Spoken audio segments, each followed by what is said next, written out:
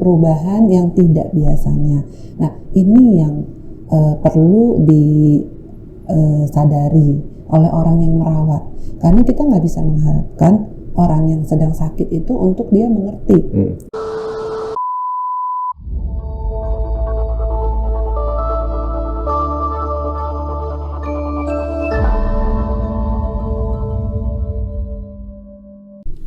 Semangat pagi, si Sokim, si Sapin, terima kasih sudah bergabung. Pagi, kita diskusi yang ringan-ringan saja, jadi bukan yang berat-berat, jadi tidak membebani. Iya. Nah, kita bicara tentang pelayanan, karena tidak semua dapat melakukan pelayanan.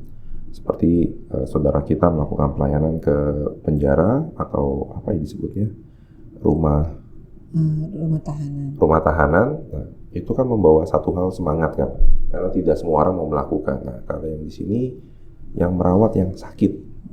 Nah, kan kalau saya pernah dengar ada DLK, Duta Layanan Kasih. Ya. Si Sokim ketuanya. Kebetulan nih si Sapin ketuanya. Wah, pintar ngelempar. Silakan si Sapin, gimana penggambaran mungkin dari DLK itu apa, dan kalau yang merawat yang sakit bagaimana? DLK itu Duta Layanan Kasih ya, yang ada di Wihara Dharma Bakti, dan kita biasanya melayani umat Buddha dalam hal rumah duka, pembacaan doa rumah duka, atau pembacaan doa di rumah sakit kalau ada yang sakit.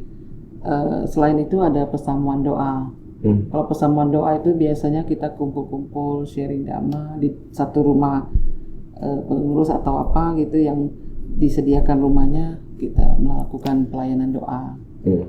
Kalau untuk pelayanan sakit biasanya harus menunggu dari keluarga yang meminta ya, atau kadang-kadang kalau ada yang sahabat dekat kita yang ada keluarganya yang sakit, biasanya kita bisa langsung kunjungin ke rumah sakit atau ke rumah gitu. Dan untuk sahabat biasanya juga bukan cuma sekali doa sih, long term. Jadi kita mendampingi selama dia sakit juga. Ya, menjaga kondisi spiritual supaya tetap sehat ya. Iya, betul. Kadang-kadang juga kita melalui Zoom ya, Zoom online. Jadi ada yang kadang-kadang juga di daerah lain kan yang sakit, kita usahakan. Itu umat Dharma Bakti di daerah lain? Mungkin keluarganya kali ya, keluarganya. Kan waktu itu pandemi mereka pernah ikut Zoom yang lagi sakit-sakit yang banyak kan. Nah mereka jadi teringat pas dia di daerah ada yang sakit, minta tolong. Kan kita nggak bisa ke sana. Jadi ya melalui Zoom juga terbantukan gitu melalui online. Jadi zaman sekarang lumayan ya. Pandemi banyak. Ya, kalau dulu semua ada yang namanya dukun lewat telepati, sekarang kita lewat Zoom ya. Lewat Zoom, benar. Lewat Zoom. Nah, tapi kalau si Sokim pengalamannya bagaimana? Kalau merawat yang sakit? Kebetulan kemarin juga memang harus merawat papa ya, sama suami sakit bersamaan. Tetapi memang kita selama ini di Wihara Dharma Bakti ya, itu kebetulan juga kita memang sudah sering menghadapi orang yang sakit ini dan perlu memberikan bimbingan ya. Jadi ketika ada keluarga sendiri yang sakit ya, kita istilahnya tuh udah nggak kaget lagi dengan perubahan yang begitu cepat, apa yang mesti dilakukan seperti itu. Jadi di saat sakit itu biasanya buah pikir yang muncul sering sekali seiring dengan lemahnya tubuh ya. Sering sekali kan gitu muncul rasa takut, kegelisahan, lalu muncul kekhawatiran ya. Nah, pikiran-pikiran seperti itu seringkali membuat seseorang itu malah jadi makin down, makin lemah ya, makin secara lemah, fisik. Ya seperti itu. Nah, beruntung sekali ya kalau kita bisa mengenal Buddha Dharma. Kita udah nyicil nih, belajar tentang anicca, dukkha, anatta ya. Jadi ketika hal itu datang kepada kita, setidak-tidaknya kita sudah punya pandangan bahwa ya inilah hidup ini ya, ada sakit ya. Kalau kita sudah ada acceptance, udah bisa ada penerimaan, itu sudah berkurang jauh banget bebannya bagi yang si sakit. Juga sebenarnya bagi yang merawat. Jadi kalau kita sedang sakit terus yang sakit itu misalnya belum bisa menerima, itu pasti akan lebih susah gitu ya. Nah, tugas kita ketika merawat atau tugas kita ketika sakit tentu saja itu menjaga pikiran kita sebisa mungkin tetap tenang, dan kita bisa memahami kondisi ini adalah perubahan gitu. Waktu saya merawat suami saya ya, karena dia sakitnya cukup serius ya, kan cancer liver. Jadi jarang sekali orang yang bisa survive gitu ya. Tetapi dari awal sakit sampai dia meninggal itu ya syukur banget Om Itohu. Dia tidak pernah merasakan sakit di mentalnya gitu ya, secara pikiran dia mengerti dari awal dia sakit ini, dia bisa mengerti kalau dia kena sakit ini memang dia bisa menerima. Lalu di dalam pengobatan juga selalu kita jalani dengan rasa semangat untuk tetap merawat tubuh ini gitu. Jadi Sang Buddha kan pernah ngomong ya, Ananda, dengan merawat orang sakit itu sama dengan merawat saya, gitu. Merawat Buddha sendiri. Merawat Buddha sendiri. Nah, ini selalu yang kami bawa bagi dia yang sakit ataupun bagi saya yang merawat. Tugas kita adalah merawat tubuh yang sedang sakit. Nah, merawat tubuh, kenapa merawat Buddha? Tubuh kita ini adalah sumber dari body, adalah sarana bagi kita untuk berlatih, menanam kebajikan. Medianya gitu ya. Betul. Jadi kan seseorang yang mau mencapai pencerahan juga perlu lahir sebagai manusia yang sama-sama. Jadi tubuh kita ini sangat berarti, kita perlu merawat, kita perlu menjaga ketika dia sakit. Nah, tugas kita itu saja. Tetapi masalah sembuh atau tidak atau seperti apa itu urusan alam semesta. Dharma yang bekerja. Memang kalau kita nggak pernah berurusan atau melayani gitu ya, mungkin agak susah ya, karena pasti kebanyakan umumnya orang mengharapkan kesembuhan ya. Tetapi kalau kita mau dengan cara yang lebih bijak, kita ya tugasnya merawat saja gitu, merawat bagaimana supaya kita pikirannya bisa tetap tenang, sehingga tubuh kita bisa menerima juga pengobatan dengan lebih baik. Nah, itu waktu Bro Cikyong sendiri ketika dapat vonis tersebut dari dokter berapa lama? Dari awal hingga setelah dia sembuh dari COVID, memang sudah berarti sekitar 2 tahun ya. 1 tahun setengah. 1 tahun setengah ya. Tapi pernah dibilang cuma 4 bulan ya waktu itu ya. Divonis. Iya.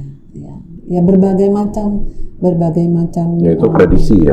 Iya, berbagai macam inilah ya prediksi dari dokter gitu. Ya, tetapi ya itu syukurnya itu dia menjalaninya dengan nggak pernah mengeluh, dia nggak pernah ada menyesalan atau seperti apa. Sangat gampang bagi kita, lebih memudahkan orang yang merawat ya, karena ya secara mental udah nggak perlu diurus. Ya, tapi kalau kita merawat orang yang sedang sakit dan dia secara pikiran juga bukan bawel sih, memang dia sedang menderita. Kan memang badannya sakit, memang badannya lagi sakit, jadi otomatis tuh pikiran-pikiran gelisah, takut itu juga akan muncul. Nah, kita yang merawat, kita bertugas untuk membuat dia tuh kalau bisa tenang, bisa tenang pikirannya. Itu kan perlu kesabaran, perlu cinta kasih, ya seperti itu. Tapi pada saat Bro Cikyong ini, mohon maaf ini, jadi kita mengarah sedikit dulu ya ke personal. Waktu mendapat vonis dokter itu pernah terlintas gak? Mungkin bukan Bro Cikyong, tapi si Sokim. Kok terjadi kepada orang terdekat saya? Saat itu kan memang sedang pandemi ya. Saya melihat dan merawat menemani orang-orang yang begitu banyak juga yang sakit, dan itu istilahnya tuh yang meninggal aja banyak banget gitu. Jadi nggak sempat terpikir seperti itu sih. Justru malah kegelisahan karena banyaknya masalah atau kasus yang pada saat bersamaan malah mengurangi ya. Iya, malah kayaknya ya yang lain juga banyak yang yang mengalami hal yang sama bahkan lebih buruk ya. Dan ketika dirawat di rumah sakit yang sama, kita juga banyak ketemu orang-orang yang tiba-tiba divonis cancer karena setelah kena COVID terus dia kena cancer. Banyak yang begitu juga. Jadi sebetulnya ada kayak semacam benih ya, jadi komorbid itu ya, jadi memunculkan. Iya. Dipicu ya. Iya begitu. Tetapi ya itu ya, dari penderitaan fisik yang paling penting kan secara mental, secara pikiran beliau itu bisa menerima dan tenang dan selalu kooperatif kalau di saat perawatan gitu. Nah, kalau untuk orang yang merawat orang sakit long term ya, mungkin pasti ada capek, ada perubahan-perubahan yang tidak biasanya. Nah, ini yang perlu disadari oleh orang yang merawat. Karena kita nggak tahu toleransi misalnya. Yang merawat nih, yang harus lebih toleransi, yang harus lebih mengerti bahwa memang orang ini dalam kondisi yang lemah. Jadi dia terjadi perubahan. Biasanya dia bisa begini, sekarang dia nggak bisa. Ada keterbatasan fisik ya. Betul. Nah, kalau pernah kesal gak Ci waktu merawat itu? Baru saya mau nanya gitu. Iya. Karena itu yang biasanya, natural ya, natural alami, bisa sering terjadi. Saya sebelum suami parah kan merawat papa ya. Jadi bukan kesal sih, cuman kadang-kadang gini aja, mereka nggak bisa makan. Sedangkan kita pengharapannya, duk makan biar cepat sembuh. Khawatir. Bukan kesel ya, bukan kesel. Cuman kita harus pintar-pintar ngerayu gitu. Harus pintar-pintar, apalagi papa saya kan udah tua ya. Jadi kita mesti benar-benar cari cara-cara pintar-pintar ngerayu dia supaya mau makan gitu. Dan kalau kita nggak punya pengetahuan dhamma ya, saya rasa bagi saya mungkin akan sulit dan kesedihan saya mungkin akan berlipat ganda ketika menjalani hal ini. Ya saya beruntung sekali, saya bisa mengenal dhamma, saya bisa punya kekuatan untuk menghadapi ini. Tapi kekuatan geng macan juga mendukung ya? Sangat banget. Mungkin belum ada yang tahu geng macan ya. sangat. Kepalanya. Justru itu makanya saya langsung bilang. Kalyanamita itu. Nah itu dia. Kalyanamita. Seperti yang Buddha katakan kepada Ananda ya. Ananda, jika kamu menemukan Kalyanamita yang baik, maka seluruh kehidupanmu telah terselamatkan. Saya merasakan ini benar-benar ketika keluarga saya tuh, papa sakit, suami sakit ya. Semua teman-teman itu luar biasa. Tidak terkatakanlah rasa kangen kita kepada teman-teman, terima kasih kita selalu mendukung secara support, secara spiritual ya, secara pikiran, secara waktu, pokoknya luar biasa lah. Mereka selalu memberikan bantuan, dukungan apapun jika dibutuhkan. Kalaupun nggak dibutuhkan juga rajin-rajin banget nanya, Okin perlu apa gitu. Jadi saya juga banyak sekali terbantu dengan Kalyanamita ini. Iya, nah itu Kalyanamita punya komitmen seperti itu bagaimana ya? Apakah sesama geng macan? Gang macan. Nah ini nggak harus ya. Karena kadang orang lain juga kita juga perhatikan gitu. Nggak harus sahabat sendiri. Tapi kalau sahabat sendiri kan memang biasanya jodohnya lebih dekat, lebih erat. Jadi terasanya lebih ya kayak keluarga sendiri lah. Iya. Sebenarnya kalau dalam pelayanan ini kita kan nggak berteman cuma sehari ya, atau setahun, karena memang sudah lama sekali bersama-sama ya, berbuat kebaikan bersama-sama, meditasi bersama-sama, meditasi bernyanyi bersama-sama alias karaoke ya. Meditasi nonton bersama ya kan, meditasi makan bersama ya kan. Itu gunanya kita punya komunitas di dalam brotherhood, sisterhood. Ini sangat penting sebenarnya. Kalau kita punya komunitas yang sehat, secara tidak langsung kita juga punya keluarga dharma. Ya, dan ini ya sampai tua sampai sekarang kita merasakan sekali ya, Iya. saling support ya selalu teman-teman gitu. Di Dharma Bakti ini kita juga memang saling kental sih rasa kekeluargaannya. Nah, tapi kan tadi saya tanyakan komitmen ini bisa muncul terhadap orang lain ya. Kalau yang belum dikenal bagaimana? Belum dikenal ya? Ya, kan misalnya ada yang meminta lah Tetap aja sih ya kita. Iya, kalau kita biasa selalu luangin waktu, walaupun tidak kenal, karena kan kadang-kadang orang butuh ya, butuh untuk baca doa atau untuk keluarganya gitu, ya kita luangin waktu. Iya. Seperti kemarin waktu Sancapme ya. Sancapme. Itu kita kan semuanya pada mau makan keluarga ya, mau imlekan ya. Tapi ada yang butuh ya, dan butuh benar-benar butuh untuk baca doa, lagi sakit kan mau pulang dari Singapura ke sini, kebetulan hari ini juga dengar udah meninggal. Nah itu kita minta, kebetulan Cik Okim bisa mimpin, kita mimpin dulu kebaktian. Habis makan Sancapme sama keluarga ya, terus mimpin doa baru ke wihara kebaktian. Online? Iya, online ya, karena kan yang sakit lagi di Singapura. Oke. Ya kayak karena begitu. Kondisi sakit ini memang kan ada orang yang mild, tapi ada orang juga kan yang sudah kritis ya. Sangat penting bagi orang yang sedang sakit dalam kondisi kritis itu mereka mendapatkan support di dalam mentalnya. Ini masalah hidup dan mati ya, kita selalu mengutamakan lah ya, kita berusaha sebisa kita membantu. Nah ini mungkin poin yang kurang aware dari setiap aktivis ketika memberikan pelayanan. Ini mohon maaf bukan mengeneralisir. Terkadang kan mereka hanya sebatas, saya memberikan pelayanan sebatas ini saja. Jadi yang dilakukan adalah secara tubuh, bukan secara batin. Nah, tapi saya melihat si Sapin dan si Sokim ini full heart, ya kan ya. Apa sih yang mendasari full heart tersebut? Selain dari yang Buddha sampaikan, brotherhood and sisterhood, apalagi? Kayaknya kalau ini kita secara alami sih ya. Alami ya. Secara alami saja muncul karena kita berada di komunitas yang sama. Dari dulu sama-sama melayani ya. Nggak ada yang ngajarin juga ya, dan kita kan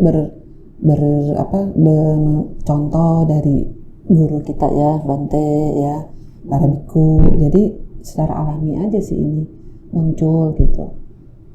Ya semakin kita belajar, apalagi semakin ada umur, semakin banyak melihat orang yang sakit, orang yang membutuhkan, yaitu kita lebih bisa memberikan prioritas yang mana yang lebih membutuhkan. Saya rasa seperti itu ya Sis ya. Kalau saya pribadi lebih banyak belajar sih dari Sis Okim sama Bro Cikyong. Karena mereka itu kalau terhadap teman-teman atau orang lain juga yang lagi sakit juga benar-benar perhatian sekali. Waktu pandemi aja kan ada contoh ya. Tidak ada orang yang berani untuk mengantarkan teman-teman untuk ke rumah sakit. Mereka berdua itu yang semua yang COVID itu diantarin ke rumah sakit. Itu kan bahaya sekali buat nyawa mereka kan. Makanya saya bilang itu kayak bodhisattva hidup. Mereka berdua ya. Itu yang menjadi pelajaran buat saya untuk melayani orang lain ya. Ya, tapi tentunya tahu batasan ya. Bukan berarti semua harus kita lakukan. Protokolnya ada. Protokol dijaga. Justru karena kita harus aware dan tahu protokol baru kita bisa melayani. Iya, kan kalau tidak sembarangan malah mencelakai diri sendiri. Betul. Kan? Betul. Yang lainnya apa sih Sapin? Yang lainnya kayaknya ya dari guru-guru kita ya, guru-guru yang ada di DB Sangga ya kan, mereka juga melayani umat itu dengan sepenuh hati. Jadi kita belajar dari situ juga semua. Kayaknya lebih capek lagi daripada kita ya. Iya. Kan lebih banyak lagi requestnya, permintaan kalau Bante. Lebih capek. Semua harus bisa ya Bante. Iya, lebih capek lagi. Kita nggak ada apa-apanya ya. Tapi si Sokim ada, nanti mungkin si Sapin bisa nambahin ya.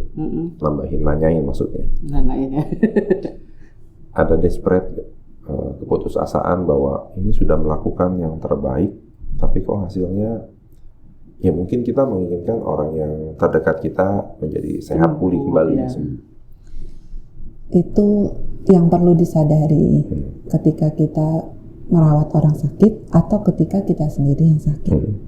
Nah, tuh kita balik lagi perlu meditasi tuh, latihan ya. Kalau dalam latihan meditasi kan kita bisa mengamati buah pikir yang muncul ya. Nah, di saat sakit ini, di saat praktek ini ya, pasti ada tuh kegelisahan kita, ketakutan kita, pertanyaan-pertanyaan kita, ketidakpastian kita. Itu semua, makanya saya bilang karena kondisi yang tepat mereka akan muncul gitu. Nah, bagaimana kita menyikapinya itu yang penting. Kalau kita nggak pernah latihan atau kita tidak menerima, kita akan get drown, tenggelam ke dalam pikiran-pikiran seperti itu. Nah, ketika kita sudah tenggelam, batin kita akan down. Dengan begitu, yang sakit makin sakit, yang merawat juga jadi lemes kan. Sakit. Nah, itu yang perlu kita sadari. Ketika pikiran-pikiran seperti itu muncul, kita harus menyadari bahwa ini memang pikiran yang normal dia muncul. Ini adalah pikiran yang muncul ketika kondisi saya seperti ini, dia memang harus muncul.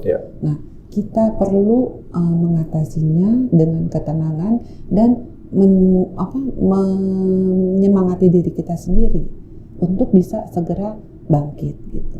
Jadi tidak tenggelam ke dalam pikiran-pikiran yang muncul itu. Nah, hal itu disampaikan juga ke teman-teman DLK yang lain. Oh, kayak sehari-hari ya. Iya, keseharian. Kalau teman-teman sehari-hari juga sering, karena kan di dalam pelayanan ini kan kita sudah bertahun-tahun berteman. Dalam setiap ada case by case itu kan selalu ada pelajaran-pelajaran yang bisa kita saling remind jadi. Betul. Jadi itu setiap hari daily life itu benar-benar kita saling mengingatkan ya. Iya, saling mengingatkan. Ya nggak ini ketika dia sakit misalnya juga kita bisa ngingetin, misalnya ketika yang lain atau saya yang sakit, mereka yang mengingatkan, mensupport gitu. Dan kadang-kadang support ini tidak dalam bentuk kata-kata yang manis-manis aja sih, kadang-kadang bisa mengingatkan juga menegur. Iya gitu. Karena kadang-kadang orang cenderung tenggelam ke dalam pikirannya, jadi mentalnya jadi udah ada mental block gitu misalnya ya. Perlu ada shock terapi juga ya. Nah, yang bisa melakukan itu kan orang lain. Kalian wanita perlu banget kan. Kalau kalian wanitanya bukan yang mensupport, malah dikatain, dimarahin, ya tambah down. Gitu. Ketika saya lagi sakit juga itu banyak kalian wanita yang mengingatkan, ingat meditasi, jangan lupa meditasi. Itu lagi kritis itu saya. Tapi bisa ada kalian namita, jadi ada yang reminder, kita udah biasa latihan, jadi langsung tertrigger kan untuk meditasi. Setelah meditasi itu semua langsung melt, jadi nggak ada kegelisahan itu lagi. Jadi kita hadapi aja sakit itu. Nah, jadi kalau lagi sakit itu perlu kalian namita yang mereminder ya, itu sangat penting. Saya tidak tahu nih apakah DLK ini banyak atau tidak, karena tentunya semua orang membutuhkan kalyanamita kan, yang saling merimain gitu. Karena kalau tidak cuma ada di Dharma Bakti doang ntar ya. Sebenarnya mereka harusnya bisa menciptakan sendiri ya, kalyanamita sendiri ya, komunitas masing-masing. Kalau DLK itu sebenarnya sebelum ada DLK dari dulu juga kita udah melakukan tugas-tugas DLK. Cuman karena permintaan belum terorganisir ya. Karena semakin banyak permintaan, ini kayaknya kita perlu buat ini ya yang rapi ya. Jadi dibentuklah duta layanan kasih gitu. Ini ide Sangga juga ya. Iya. Karena ya memang dibutuhkan sih. Ya kalau nggak Sangga yang berjalan sendiri kasihan juga. Sangga harus yang orang sakit, kemudian Sangga juga waktu pandemi juga banyak yang kena juga kan. Betul. Kalau beliau dengan keterbatasan fisik ya siapa lagi bisa bantu kecuali ada garawasa rumah tangga yang mau turut membantu. Betul. Tetapi ya itu ya yang paling penting adalah orang yang terdekat dengan yang sedang sakit ya. Itu yang paling penting sih. Kalau orang yang mendampingi yang sakit itu juga bisa kan Kak, dari keluarga mendoakan, itu sih paling penting. Orang terdekat, Keluarga ya. juga kalian minta loh, Iya. iya kan? Tapi kalau keluarganya sendiri belum mempunyai kemampuan atau pengetahuan dharma yang cukup, bagaimana ya? Nah, ini Ciokim nih. Biasanya ya kita memberi, nah jadi gini, pokoknya bantuan yang kita berikan itu sesuai dengan kebutuhan. Ya, seberapa jauh, seberapa banyak kita membantu, kita bantu. Ada kan keluarga yang cuma minta bantu baca doa, ada yang minta juga saran-saran seperti itu. Jadi ya kita membantu apapun juga yang bisa kita bantu lah, gitu. Kalau Dana juga dibantu dana. ya termasuk Sometimes. dana, Ya, termasuk dana. Kalau memang ada keluarga yang nggak mampu, ya kita bantu juga secara finansialnya, secara pengobatan. Ya. Ya. Nah, itu. Kalau yang sakit lagi terima angpau lebih happy juga ya. Ya. Benar. Bener ya? Benar. Biasanya kita suka ada kunjungan ya, Iya, kunjungan. ke apalagi ya orang tua ya. Iya. Kalau kunjungan ke orang tua biasa kita suka bawa angpau. Iya, happy. Walaupun nggak sinchan tapi dikasih, maksudnya doa. Ya. Doa AI, semoga cepat sembuh ya, seperti itu. Itu udah membuat orang tuh itu happy. Resep itu ya. Jadi kalau datang ke orang sakit bawa angpau ya. Iya, Ya, betul. bawa apapun juga sih. Sebenarnya Ya, kita datang bawa aja buah. kan, iya, orang udah seneng. Ya. Kita kan membawa cinta. Nah, Cinta kita dalam bentuk angpau, kunjungan, doa, buah, apapun juga. Yang penting cintanya berhasil. iya. Itu sebagai media lagi, balik ke media. Iya. Sehingga orang dapat melihat yang abstrak dalam bentuk nyata, real. Iya. Nah, tapi sebetulnya juga saya juga takut sebetulnya. Takut apa nih, Kenapa, bro? Beberapa waktu yang lalu saya pernah diundang membaca parita ke rumah sakit, ke beberapa rumah sakit, dan bukan beberapa sih, itu kebetulan kejadian yang berulang. Setiap saya bacakan parita, pasien ini meninggal. Lancar dong. Nah, ada dua hal. Jadi kalau kita melihat apakah ini diberikan kelancaran atau ini yang membaca parita ini membawa keburukan, langsung cepat gitu loh. Kita nggak perlu terlalu. Nah, itu dia. Itu saya sempat muncul dalam pikiran saya. Wah, ini paritanya demikian tangguh ya. Bukan tangguh, ampuh. Ini sebenarnya sama dengan tadi saya bilang. Iya. Ya, ketika tubuh sakit, kita merawat tubuh. Hasilnya apa, urusan alam semesta. Jadi bro, jangan terlalu jadi beban. Karena saya pihak yang di eksternal itu berpikirnya jadi macam-macam. Nah, seperti misalnya orang sakit, ya, ada orang, kita ada cerita orang baik yang sakit. Kok dia udah baik masih sakit? Nah, karena buruknya apa? Itu bukan, kita nggak punya kemampuan untuk ngitung-ngitung. Yang punya kemampuan itu kan Guru Agung Buddha. Benar. Kalau ada Guru Agung Buddha tinggal ditanya, oh dulu dia melakukan karma ini. Kita kan nggak bisa. Jadi kita nggak. Kita terkadang menjadi hakim. Kita jangan terlalu memusingkan. Yeah. Banyak cerita-cerita yang misalnya ada seorang Brahmane yang membantu membangun rumah ibadah, membangun jalan. Kemudian dia kan sakit, buta ya kan di dalam kehidupan itu kan. Lalu dikatakan kalau dia tidak melakukan kebajikan itu dia bisa mengalami 3 penderitaan itu di dalam 3 kehidupan. Tapi karena dia melakukan kebajikan itu, dia melakukan dia mengalami dibayar lunas gitu di dalam 1 kehidupan. Gitu, seperti itu. Juga kalau kita membaca cerita tentang para arahat yang mulia, kan banyak juga loh yang meninggalnya yang mulia Angulimala. Ya, dengan cara yang kurang yang ideal seperti orang mengincar. Yang mulia Sariputta, ya kan.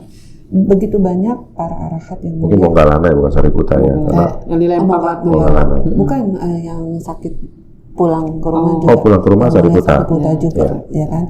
Jadi banyak juga yang mulia arahat ini meninggal dengan memang harus melunasi karma yang masih ada gitu. Nah, kita siapa gitu kan. Jadi kita menerima, kalau kita udah ada penerimaan aja, kita udah bisa mengerti bahwa ini memang harus terjadi. Bro Cikang juga saat sakit ya, pernah ya. Sakitnya jadi kan macam-macam ya. Mungkin dia sis juga tahu. Nanti sakit yang bagian bokong, nanti abis itu selesai kan sakit yang lain. Jadi dia bilang, ini lagi bayar karma, nggak apa-apa bayar aja biar lunas. Jadi dia selalu santai gitu, malah selalu kalian tenang aja gitu. Dia nggak ada rasa kegelisahan, kamu tenang aja. Malah dia yang menenangkan kita. Setiap orang yang datang berkunjung malah keseringan diceramahin ya. Iya. Jadi seperti itu ya, bukan karena dia suami saya, tapi saya salut terhadap seorang praktisi yang bisa menerima di saat dia harus menerima karma ini dengan besar hati, dengan lapang dada, dan tetap berjalan di jalan dhamma ini walaupun dalam kondisi seperti itu gitu. Itu sesuatu yang menjadi inspirasi bagi saya sendiri. Ya, tapi balik lagi ini adalah karena Bro Chee-Kyung menjalani latihan yang cukup konsisten ya, terutama meditasi ya. Karena kalau tanpa itu sepertinya akan sulit bagi seseorang menerima kondisi dirinya sendiri. Betul, kalau kita lagi sakit belum tentu bisa seperti beliau. Iya, karena kalau sakit pilek aja nggak bisa nafas, udah berpikir, wah ini akhir hidup saya, nggak bisa nafas. Pikiran seperti itu muncul wajar-wajar aja sih. Yang penting yang tadi saya bilang bagaimana kita menyikapinya. Dan kalau kita latihan meditasi kita kan tahu, oh buah pikir ini muncul, gitu. Kita nggak tenggelam ke dalamnya, gitu. Nggak makin melipat gandakan. Ya biasanya ya kalau tanpa latihan kita kan terseret kan, sedikit drown. Betul. Akhirnya berpikirnya berkembang macam-macam. Wah, kalau saya begini bagaimana? Iya, makin darahnya tinggi, makin asam lambungnya naik. Iya. Kalau makin saya sakit. Seperti simulasikan kehidupan Sis Okim sama Bro Chee-Kyung. Bro Chee-Kyungnya tenang-tenang, Sis Okimnya kan berpikir macam-macam kan. Wah, repot sendiri nantinya kan. Iya, betul. Yang sakit tenang, malah yang nggak sakit malah jadi nggak tenang. Ya saya beruntung karena kondisi batin dia seperti itu, jadi saya nggak mengkhawatirkan soal mental lagi gitu. Jadi ya saya sibuknya tinggal monitor fisik ya, mencari pengobatan, ngurusin makan gitu, seperti itu. Bisa lebih fokus ke perawatannya gitu, seperti itu sih. Iya. Jadi dalam melayani orang sakit memang nggak gampang. Kita butuh latihan juga dan butuh kalyanamita yang selalu mensupport. Jadi kita nggak merasa sendiri. Kadang-kadang bisa begitu. Pernah nggak merasa begitu, Ci? Merasa ditinggalin atau apa? Nggak ya? Pas lagi tidur, nggak ada orang kan, pas lagi tidur. Ini sih kalau lagi pas merawat Bro Chee-Kyung itu saya nggak ada waktu untuk nangis, bersedih, tuh nggak ada waktu. Bener-bener semua waktu harus sama waktu merawat papa juga ya. Kita kan banyak yang mesti diurusin gitu, dikerjakan. Jadi nggak ada waktu. Dan kalau saya ketika kesedihan saya muncul, saya cepat-cepat menyadari dan udah sedihnya gitu. Jangan lama-lama. Kalau lama-lama nanti mental saya itu akan menimbulkan vibrasi yang kurang bagus juga buat yang sakit. Ini mungkin kalau nggak kelihatan ya kalau kita ngomongin soal ini ya. Jadi mau ngomong aura kayak energi kayak vibrasi apa ya. Tapi itu apa yang ada di dalam batin kita itu benar-benar terrefleksi sebenarnya dan bisa dirasakan oleh orang di sekitar kita. Jadi kita benar-benar perlu menjaga pikiran kita juga, sila kita juga, ketenangan kita, semangat kita gitu supaya baik gitu ke orang di sekitar kita. Saya merasanya seperti itu sih. Ya, memang pada saat akhir dari Bro Chee-Kyung juga, maksudnya akhir kehidupan beliau, saya melihat hasil yang kita kelihatan ya, maksudnya yang saya mungkin tidak dapat menilai Bro Chee-Kyung ini sudah mencapai tingkat apa. Saya bukan hakim, tetapi saya melihat dari demikian banyak kalyanamita yang hadir dan kemudian apresiasi yang diberikan dari kalyanamita, termasuk salah satu pusat meditasi juga, yang itu karya terakhir beliau ya. Nah, itu bagaimana? Siswa bisa ada gambaran sedikit ya, menceritakan yang Bro Chee-Kyung lakukan sehingga bisa diapresiasi banyak orang. Selama saya pelayanan rumah duka ya, baru kali itu yang saya melihat orang segitu banyak. Sampai ada 3 ruangan, kayaknya beribu-ribu orang juga yang datang ya. Itu selama pelayanan saya. Jadi Itu yang terlihat kan ya? menjadi inspirasi saya juga gimana harus melayani orang lain gitu. Jadi seperti kayak Bro Cikyong itu, hatinya itu sungguh luar biasa gitu. Ya. Iya, dia memang jadi tujuan hidup kita itu kan memang setelah belajar ya, belajar Dharma, lalu mengikuti latihan meditasi vipassana ya. Setelah itu kita baru benar-benar tahu gitu kan tujuan hidup kita untuk ke arah pencerahan ini ya. Jadi setelah mengenal itu ya hidupnya itu ya udah ke sana gitu, udah ke Dhamma, melayani sambil tentu saya sambil menjalankan kehidupan keluarga ya, rumah tangga ya. Karena bukan babajita kan, tetap darawasa. Tetap menjalankan, tapi sebisa mungkin kita latihan, membantu ya pemutaran roda Dharma itu dan berbuat sebisa kita. Ya udah ke sana gitu, arahnya sih udah ke sana gitu. Dia selalu ngomong kita tuh nggak perlu terlalu mengkhawatirkan yang lain-lain. Kalau kita tujuannya satu ke sana, ke Nibbana, ya kita ke sana, kita latihan ke sana. Nanti yang lain-lain juga dengan sendirinya akan mengikuti, gitu. Jadi ya selama ini yang dia lakukan ya seperti itu sih. Ya, dari komunitas di wihara atau di tempat meditasi seperti itu sih. Nah, ini sebetulnya ada satu kisah yang saya belum ceritakan ke siapapun juga. Jadi cukup menarik. Cukup menariknya apa? Bulan November lalu saya berkesempatan ke negara lain, bertemu dengan teman-teman kuliah, dan ujung-ujungnya ini mengarah ke Bro Cikyong. Bisa begitu. Jadi dia teman saya ini mengatakan dia berlatih meditasi dan guru meditasinya itu adalah teman Bro Cikyong yang meninggal sebelum Bro Cikyong. Oh, oke. Mungkin si Sokim lebih tahu. Ya. Mungkin Ko Jeffrey kali ya. Nah, saya sampai kaget-kaget gitu. Karena dia menyebutkan tempat pusat meditasi yang sama, rekan-rekan. Cuma waktu saya sebutkan nama Bro Cikyong dia nggak mengenali. Cuma pas saya lihat foto Bro Jeffrey, saya tahu gitu. Bukan mengajari sih sebenarnya. Jadi ya sama sharing ya. Sama lah ya, sharing. Kalau belajarnya kan tetap harus ke pusat meditasi. Gurunya kan ada sendiri ya. Jadi bukan mengajari, cuma memberikan pandangan-pandangan seperti itu saya rasa. Nah, itu yang teman-teman saya tidak tahu kalau siapa yang membangun pusat itu. Dia cuma bilang ini dia punya teman. Nah, saya baru bilang, kamu belum tahu, saya tunjukkan. Ada koneksi juga. Ada. Makanya saya bingung kok cerita nyambung, padahal itu di negeri seberang loh. Ini satu, ya maksud saya tadi apresiasi kalau si Sapin melihat di mata 3 ruangan rumah duka, beribu-ribu orang yang terlihat. Ini bahkan sampai ke negeri seberang pun saya ketemu dengan orang yang mengapresiasi. Ya, dia tidak tahu siapa, tapi dia mengapresiasi. Sampai saya sebutkan namanya dia baru tahu. Ya kurang lebih karena saya dengar waktu ada satu testimoni ya pada saat pelepasan jenazah di Malam Kembang, itu kan ada rekan-rekan kan yang dari sana yang sehingga saya mempunyai rekaman terhadap memori tersebut dan cerita itu nyambung. Ya, ini jodoh karma ya. Ya, itu menarik makanya. Jadi maksudnya yang merasakan pun bukan orang yang di Indonesia. Ya, karena ini teman ini berlatih meditasinya di negeri seberang itu.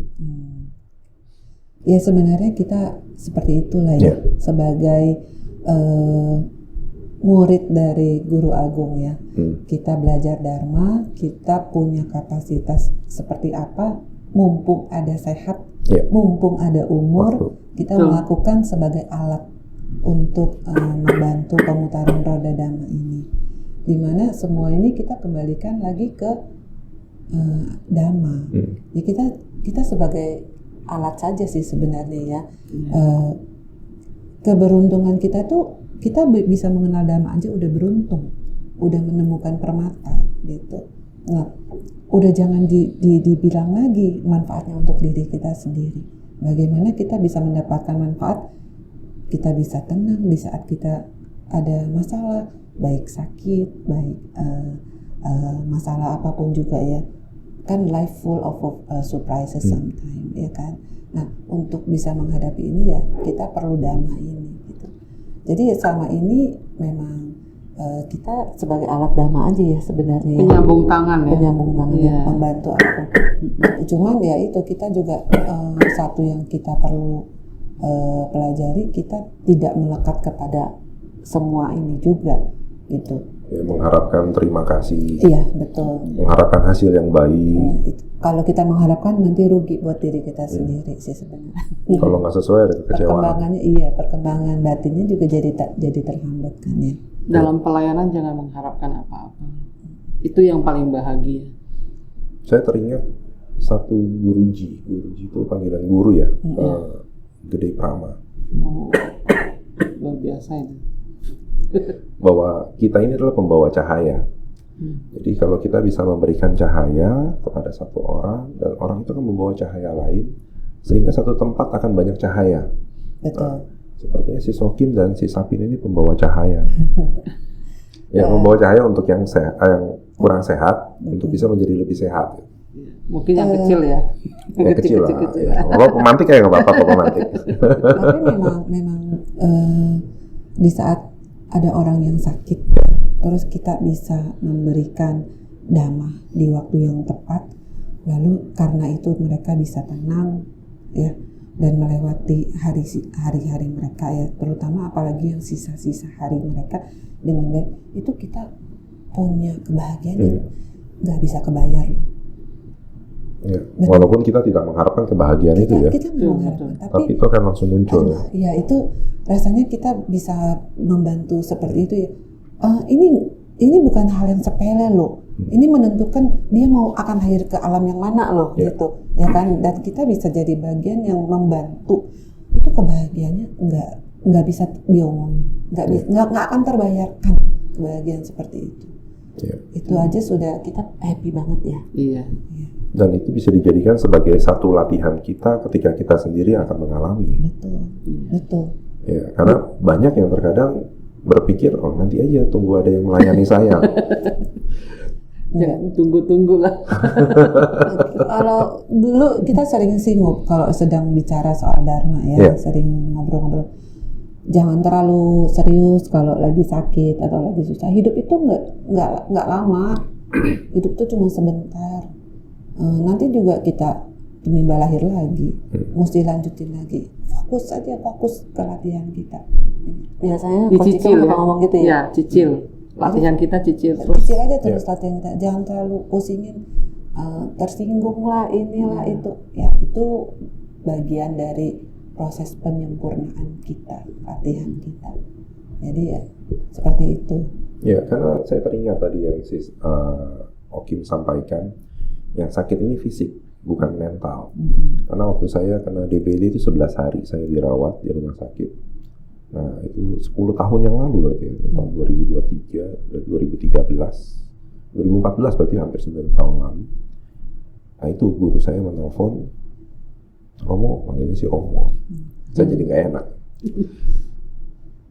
Badan boleh sakit, pikiran tidak sakit. Dan ternyata itu sesuai yang Buddha ajarkan juga. Dan pada saat itu ya tadi sama, kekhawatiran hilang. Karena saya banyak berpikirnya, waduh, orang berpikir bahwa demam berdarah ini bahaya, bisa kenapa-napa, terus ada darah sedikit akan terjadi pendarahan, bleeding. Takut sendiri jadinya. Dan maunya bed rest jadinya, tidak mau melakukan apa-apa. Karena ada rasa takut itu gitu. Tapi setelah ditelepon itu menjadi penyemangat. Reminder kan? Reminder ya, dan itu akhirnya kita berpikir ya pada saat tubuh lagi beristirahat ya itu pikiran kita bisa fokuskan ya, kita sebut sebagai meditasi. Itu ada momen di mana kita bisa berlatih justru. Betul. Iya, pada sakit lagi berlatih. Ini benar-benar nomad no lotus. Iya, Ya. benar. Jadi bisa benar-benar ngerasain. Benar. Ya, kan? Ya kalau enggak ya nggak bisa kita dalam keadaan fisik lagi lemah berlatih. Iya. Dan setelah itu biasanya orang akan lebih menghargai kehidupan, Benar. lebih menghargai waktu. Iya, waktu itu sangat ingat saya Bro Cikyong ya, dia sudah siap ya, maksudnya apapun yang akan terjadi. Jadi di beberapa bulan sebelum dia wafat ya, itu benar-benar dia sangat menikmati saat-saat bersama keluarga. Ya, kelihatan dari fotonya. Iya, sangat dia tuh appreciate gitu dengan waktu yang masih ada gitu. Di saat lagi pergi bareng gitu. Jadi benar-benar dia momen by momen tuh dia aware banget dan sadar sekali gitu. Dan dia tidak mau melepaskan kesempatan untuk berbuat baik juga di setiap apapun juga yang dia masih bisa lakukan, dia masih lakukan gitu. Ya, hopefully kita menikmati momen by momen kita. Jangan sampai pada saat kondisi tersebut ya. Kalau bisa. Iya. Ya mulai dari sekarang. Ya, kita harus menikmati saat-saat itu juga. Ya, karena saya melihat foto Bro Cikyong waktu menghadiri Waisak. Ya. Saya bilang, gila sehat ini mah. Kondisinya Itu ya, senyumnya. Ya kalau dibilang aura tadi, walaupun saya nggak bisa ngeliat aura kasih saya bisa lihat. Kalau aura ini saya nggak bisa lihat. Sangat memang ini berarti udah Semangat, total. Itu kelihatan udah total sembuh. ya, we supposed to be like that. Iya. Ketika kita sakit, kalau pikiran kita nggak sakit kan kita kan halangan kita cuman badan doang. Iya. Biasanya kita juga suka begitu. Ada baca doa nih, lagi sakit, pusing doang. Ya udah masih bisa jalan. Iya. Gitu. Kadang-kadang teman-teman malah tahu diri. Iya. Ingat umur gitu Iya. Tapi kalau saya sendiri merasa masih bisa kok ini, masih bisa jalan, masih bisa berangkat. Ya udah jalan aja gitu. Iya. Itu juga kekuatan pikiran itu benar-benar menjadi sesuatu yang sangat kuat banget dan berpengaruh pada fisik kita. Iya. Karena dia itu sebelumnya sakit sekali. Jadi saya juga berpikir kayaknya nggak bisa pelihara gitu. Tapi begitu pagi dia bangun, kayaknya saya bisa ke wihara. Oke, yuk tukeran langsung. Ya, kita langsung dukung ya. Jalan, iya gitu. Karena ya itu dia merasa sanggup. Akhirnya kita ke wihara. Senang sekali. Dia juga senang bisa ke wihara. Teman-teman yang di wihara juga senang sekali melihat kehadiran. Nah, walaupun saya melihat foto juga saya cukup senang kok. Iya, seperti itu. Kecuali waktu kondisi saya minta tolong si Sapin yang mimpin doa tuh hampir 3 tahun yang lalu ya. Iya. Ya waktu itu saya sama sekali nggak bisa mimpin doa. Itu kalau nggak kena serangan nih. Sakit juga. Iya. Waktu itu Kamu sendiri sebenarnya juga pembawa lentera. Iya. Ya kita hanya tukang jualan lentera. Ya. Biar semua membawa lentera. Betul. Dia selalu mengingatkan kita. Mumpung ada waktu, mumpung ada kesehatan, ada umur, tugas kita memperbanyak kebajikan, menanam kebajikan, belajar, meditasi supaya kita lebih maju lagi pengetahuannya. Nggak usah pikirin kapan itu berbuah. Gitu. Melayani itu pun latihan. Iya. Tapi yang biasa banyaknya itu orang melayani karena mengharapkan buah. Dan begini juga, bukan cuma itu.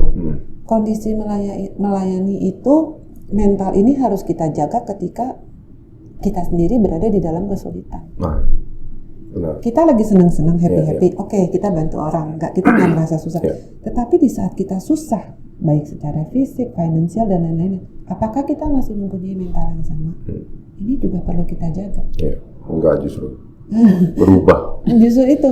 Kita kalau mau berlatih, kita mau menuju ke situ, kita kan nanam parami ya. Nanam parami ini kan ya dalam kondisi sulit inilah kita bisa menanam parami gitu. Kalau yang gampang bukan parami ya. Iya, betul. Nah, ini juga perlu kita jaga. Jadi di dalam setiap kondisi kita tetap bersemangat. Pada saat di atas kita ingat, pada saat di bawah kita juga ingat ya. Ya, itu yang lagi sulit-sulitnya ya, itu yang harus kita belajar. Dengan kita bicara seperti ini, kita kelihatannya kan udah ngerti. Di saat kesulitan itu benar-benar datang sakit, kita juga nggak tahu kondisi pikiran kita bisa sekuat itu nggak. Itu. Pada jadi, saat itu ya. Makanya kita mesti nyicil. Mesti Iya. cicil sehingga itu udah menjadi kayak base kita gitu. Baru kita bisa terus menjaga kondisi batin ini.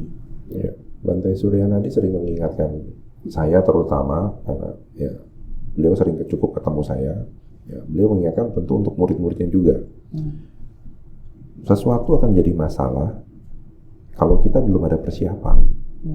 Tapi kalau kita sudah ada persiapan, apapun yang datang itu bukan masalah. Sama kan ya? Iya. Betul. Minimal kita udah aware. Udah aware. Jadi ya masalah kecil ya bisa dihilangkan.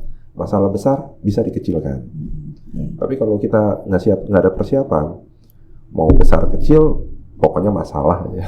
Panik duluan. Nah itu udah panik duluan. Ya. Udah pencet panik button. Panik, menolak, Emosi semua ya keluar. kan?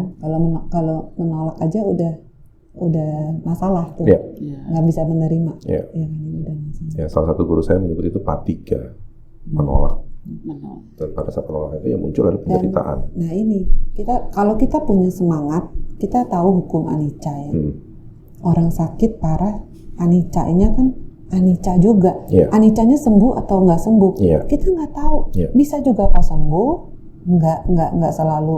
Walaupun untuk divonis seperti gimana, tapi bisa kesembuhan itu tetap ada, gitu. Nggak sembuh, kita melanjutkan ke badan yang baru yang lebih sehat, bisa juga. Nah itu bukan urusan kita. Iya. Itu benar-benar hukum alam, dharma yang bekerja. Jadi kita kalau terlalu banyak menghabiskan waktu di situ mikirin, menyesal ini itu, ya kita nggak jadi fokus ke perawatan. Karena yang diharapkan itu miracle, keajaiban. Padahal keajaiban itu adalah kalau kita dapat menerima ya, itu adalah miracle. Itu sesungguhnya miracle. Iya, Ya. jadi bukan melihat hasilnya, tapi prosesnya yang berjalan. Di parita apa ya kan ada ya, jika kamu mengerti tentang penderitaan, maka penderitaan itu tidak ada lagi. Itu benar-benar seperti itu. Ya, miracle. Kalau melihat Karena prosesnya. kita mengerti ini proses, ini adalah sesuatu yang perlu diterima, perlu terjadi. Jadi kita nggak ada penolakan, sehingga kita menjalani penderitaan itu tanpa merasa menderita. Seperti itu. Sama juga ketika menjalani pelayanan, ketika tahu tidak perlu melihat hasilnya, yang penting dilakukan prosesnya, tidak ada perasaan jenuh ya dalam melakukan Iya. Tidak ada kekecewaan. jenuh. Nah kalau soal jenuh, capek ya, ini makanya kita butuh kaliananita ya. Sadar Kadang-kadang kita selalu ini sih nggak pernah. mericas. Dia banyak, dia sering nggak hadir. Kita nggak pernah begitu. Oh, oke. Jadi kita selalu menempatkan orang, silakan melayani sesuai kapasitas kamu. Ya, kemampuan. Kadang-kadang kan Waktu, apalagi tenaga. lagi sintia gitu ya. Orang kan ada keluarga, Ya. nah mereka mau ada acara keluarga. Iya, Ya nggak lagi apa-apa, nyari kita angpau tinggal banyak. santai aja. Jadi, sorry sis, nggak bisa ikut ke rumah duka. Nggak apa-apa, santai aja. Jadi orang juga nggak merasa beban. Iya. Jadi pelayanannya benar-benar kalau pas dia bisa ya, dia tulus gitu. Benar. Itu yang paling penting. Daripada dipaksakan ya. Betul. Di dalam hal ini, kalau kita di Dharma Bhakti itu selalu sih, kalau udah nggak ada orang sama sekali, pokoknya pasti dari kita tuh yang pengurus inti tuh ada yang bisa gitu. Pasti salah satu ada yang akan menjalankan gitu. Saat ini kalau yang kedukaan itu ada satu tuh cowok yang sering Oh, Romo muncul. Wihong itu. Luar biasa dia tuh. Romo Tusita. Iya, Romo Tusita. Iya. Itu muncul hampir setiap hari. Ya memang beliau tuh sedang bersemangat. Lagi semangat. Ya. Ini luar biasanya pelayanan loh. Semakin dia melayani malah semakin semangat loh, bukan Ya. semakin ini ya. Ya, tapi Bukan juga semakin mesti diberitahu kondisi ya. Iya. Merimain juga Kadang ya. sih kita suka remind istirahat, jangan Iya. terlalu ini. Karena bisa pagi, siang, sore itu muncul. Ini hari ini juga ada dia. Ada juga. Mantap. Nanti malam juga ada loh. Iya, Malam nanti. juga ada loh. sama besok. Iya, makanya Nah, luar itu dia. biasa dia. Saya bingung-bingung. Wah, ini sangat hebat sekali. Ya semuanya itu jodoh karma. Iya. Iya. Ketika seseorang sedang punya semangat, dia diberikan kesempatan itu Iya. diambil. Nah seperti ini Romo Tusita, Iya. dia memang ada kesempatan dan dia mau gitu. Jadi akan memberikan Dan dia manfaat. punya kemampuan. Iya, akan memberikan manfaat terbaik bagi dia. Di saat kita mampu melayani, tapi kita menolak, kadang-kadang nanti di lain waktu kita mau melayani, kita juga udah nggak sanggup. Iya. Ya, Dan beliau mau belajar juga, belajar orangnya kan. Jadi tambah ke sini, tambah luar biasa. Iya. Iya. Ya, karena saya beberapa kali ikut beliau juga. Beliau yang mimpin karena saya meminta beliau ya dengan keterbatasan waktu saya hanya sebagai peserta. Karena di tempat yang aktivitas saya tidak memungkinkan saya yang melakukan pimpinan. Jadi saya sebagai peserta, beliau yang mimpin. Ya, untuk pelayanan ini ya kita nggak perlu inilah, maksudnya semua masing-masing individu lakukan Mengambil aja peranannya. sesuai kapasitasnya Kapasitas masing-masing. Ya. Dia yang mau belajar lebih banyak, melayani lebih banyak, pasti dia juga akan merasakan manfaatnya Ya. lebih banyak gitu. Jadi ya silakan kita semua berlatih bersama sesuai dengan kemampuannya aja gitu. Kita nggak pernah menuntut orang untuk kamu harus komitmen begini nggak pernah. Itu jadi semuanya berjalan dengan Alami. aja. Nah ini sebelum kita akhiri, si Sokim bisa menyumbangkan suaranya. Waduh, Saya pernah mendengar duet antara si Sokim dengan Bro Cikyong. Wah, itu masih ingat lagunya nggak? Saya sendiri hampir lupa, tapi sepertinya saya pernah ingat tuh, masih ingat. Kayaknya saya yang lupa loh. Lupa nih, waduh. Itu lagu ciptaan saya. Ya, iya. Tapi udah lupa. Aduh, sayang sekali. Yang waktu di rumah duka. Ya, Oh, ini kan lagu ciptaannya kan? iya. Iya. Itu lagu sedih banget, jangan. Nggak apa-apa lah, sekelumit aja. Sekelumit ya. Iya, jangan full. Kalau full kita jadi studio rekaman suara. Saya lupa beneran. Lupa beneran. Iya, lupa. Buka YouTube. Buka itu. Ini saya sharing aja satu lagu yang dari Thai ya. Ini sering saya nyanyikan kalau sedang dalam pelayanan. Oh, oke, boleh. Ya, ini kamu juga bisa kan? Disalahkan. Boleh duet. Ngajak duet tuh. Duet. Nggak mau single. Lalu kita mulai. Lo hitungan nggak 1, 2, 3. Ini sebenarnya lagu yang cukup mencerahkan. Dan kalau orang mendengar, biasanya kalau mereka sedang merasa kehilangan, mereka akan merasa lebih tenang. Saya dulu pernah nyanyi waktu teman kita Brother Maverick, ingat gak? Oh. Ya kan? Dan sister kita kan waktu itu sedih banget ya. Tapi setelah dengar ini dia juga merasa tenang ya, lebih tenang ya. Ini dari Thai, cuman terjemahannya. Saya coba ya. Tiada datang, tiada pergi, tanpa awal, tanpa akhir. Ku peluk dirimu, ku lepaskan kau bebas, karena kau dan aku adalah satu, karena kau dan aku adalah satu. Merinding ya. Sebenarnya lagu ini biasa dinyanyikan oleh komunitas Thai untuk menanam pohon. Ya, tapi kita sering gunakan di saat kita pelayanan. Dan sepertinya memang liriknya itu sangat mencerahkan. Ya, hampir Jadi mendekati tidak membuat orang terlarut ke dalam kesedihan. Gitu. Jadi kita sering nyanyikan lagu ini. Baik, terima kasih. Pencerahan Light of Wisdom dari Sis Okim dan Sis Sapin. Di lain kesempatan kita mungkin membahas yang memberikan semangat lagi. Kalau sekarang semangat pelayanan terhadap orang sakit, di lain kesempatan kita membicarakan pelayanan yang lain lagi. Terima kasih sekali lagi. Namo Sang Hyang Budaya, Namo Buddhaya. Namo Sadu. Semoga bermanfaat diskusi kita hari ini. Silakan minum lagi, mau tambah teh. Terima kasih.